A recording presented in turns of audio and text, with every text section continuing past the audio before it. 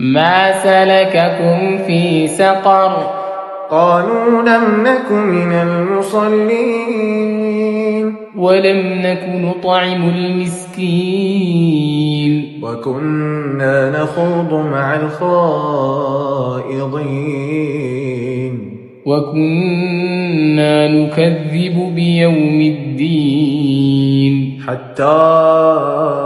أتانا اليقين فما تنفعهم شفاعة الشافعين فما لهم عن التذكرة معرضين كأنهم حمر مستنفرة فرت من قسورة بل يريد كل امرئ منهم